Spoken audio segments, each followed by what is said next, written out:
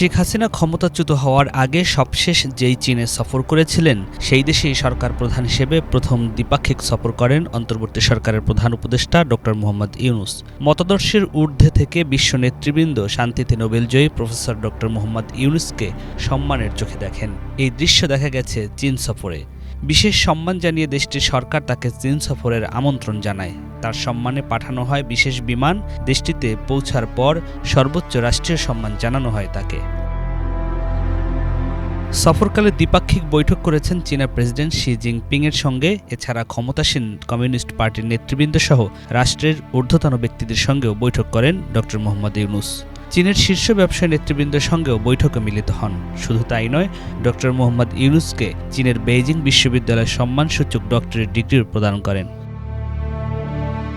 প্রধান উপদেষ্টার চীন সফরে বাংলাদেশের অর্জন বহুমুখী। এ সফরে বেশ বড় ধরনের চমক দেখিয়েছেন তিনি। চীনের কাছ থেকে বিশাল অঙ্কের বিনিয়োগ, ঋণ ও অনুদানের প্রতিশ্রুতি নিয়ে এসেছেন। একই সঙ্গে তিস্তা প্রকল্প বাস্তবায়নেও মিলেছে প্রতিশ্রুতি। মোটা দাগে চীন সফরে বাংলাদেশ পেয়েছে সে দেশের সরকার ও চীনা কোম্পানিগুলোর কাছ থেকে ২১০ কোটি মার্কিন ডলারের বিনিয়োগ, ঋণ ও অনুদানের প্রতিশ্রুতি। ২০২৮ সাল পর্যন্ত কোটা ও শুল্ক সুবিধার পাশাপাশি আম রপ্তানির সুবিধাও। গত ৬ বছর আগে শেখ হাসিনার আমলে বাংলাদেশ চীনে আম রপ্তানির জন্য আবেদন করেছিল, তবে তা কার্যকর হয়নি। ডক্টর মোহাম্মদ ইউনূসের সফরে তিস্তা প্রকল্পের সহায়তা বিষয়ক চুক্তিসহ ৯টি চুক্তি ও সমঝোতা সই হয়। প্রধান উপদেষ্টার চীন সফরের পরপরই থাইল্যান্ডের রাজধানী ব্যাংককে অনুষ্ঠিত হয় বিমস্টেক সম্মেলন। ২ বছরের জন্য সংস্থাটির চেয়ারম্যানের দায়িত্ব পেয়েছে বাংলাদেশ। সম্মেলনে অংশ নেন বঙ্গোপসাগরের চারপাশের দেশগুলোর সরকার প্রধানরা। এখন প্রশ্ন হলো, বিমস্টেক সম্মেলন থেকে কি পেল বাংলাদেশ? বিমস্টেক সম্মেলনে দেনা পাওনার হিসেব করলে অনেক কিছুই অর্জন করেছে ডক্টর মোহাম্মদ ইউনূসের অন্তর্বর্তী সরকার।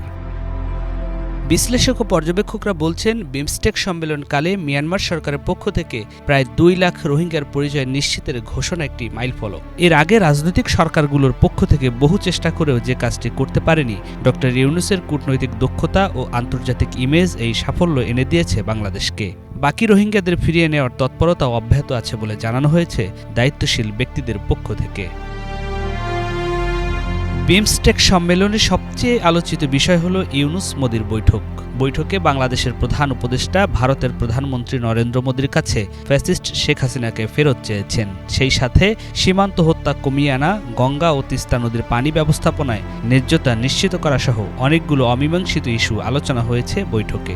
শেখ হাসিনার দেশবিরোধী ষড়যন্ত্র নিয়েও সরব ছিলেন প্রফেসর মোহাম্মদ ইউনূস। ১০ বছর আগের ছবি উপহার দিয়ে মোদিকে পুরনো বন্ধুত্ব মনে করিয়ে দিয়েছেন নোবেল বিজয়ী ইউনূস। এটা ছিল তার ব্যতিক্রমী কূটনৈতিক কৌশল। সবার কাছে এই ঘটনা প্রশংসা পেয়েছে। দেশের স্বার্থ রক্ষায় এর চেয়ে সুন্দর কূটনীতি আর কি হতে পারে? কূটনৈতিক দিক থেকে হিসেব করলে দেখা যায়, বিমস্টেক সম্মেলনে ৭ দেশের সরকার প্রধানের আলাপ আলোচনার মধ্য দিয়ে নতুন দিক উন্মোচিত হয়েছে। থাইল্যান্ডের স্বাস্থ্য ব্যবস্থা উন্নত হওয়ায় ভিসা সুবিধা বাড়ানোর আহ্বান জানিয়েছেন প্রফেসর ইউনূস।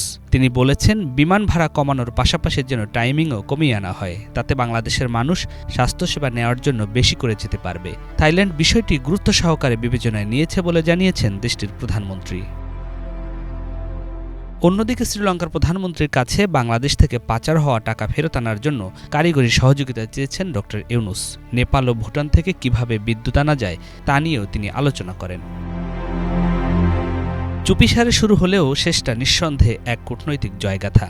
একেবারে দারুণ। প্রধান উপদেষ্টা অধ্যাপক ডক্টর মোহাম্মদ ইউনূসের চীন, থাইল্যান্ড সফর যেন আঞ্চলিক রাজনীতির মোড় ঘোরানো এক অধ্যায়। এই দুটি সফরের প্রতিটি মুহূর্ত ছিল গঠনমূলক, প্রাসঙ্গিক আর প্রত্যাশা জাগানিয়া। এ সফর শুধুই আনুষ্ঠানিকতা নয়, এটা আঞ্চলিক নেতৃত্বের লাল কার্পেট। বাংলাদেশের জন্য দরজা খুলেছে কূটনীতি, বাণিজ্য ও পারস্পরিক আস্থা বিনিময়ের, যা পর্যটন, শিক্ষা, ব্যবসায়িক যোগাযোগে নতুন এক দুয়ার খুলে দিতে পারে। সুশাসন, কূটনীতি, অর্থনৈতিক সংহতি সব দিক থেকে ইউনূসের সফর যেন এক সুবাতাস। বাংলাদেশ এখন শুধু পথে নয়, গন্তব্যের কাছাকাছি। এভাবেই এগিয়ে যাবে বাংলাদেশ। নিয়াজ মখদুম, বাংলা ভিশন, ঢাকা।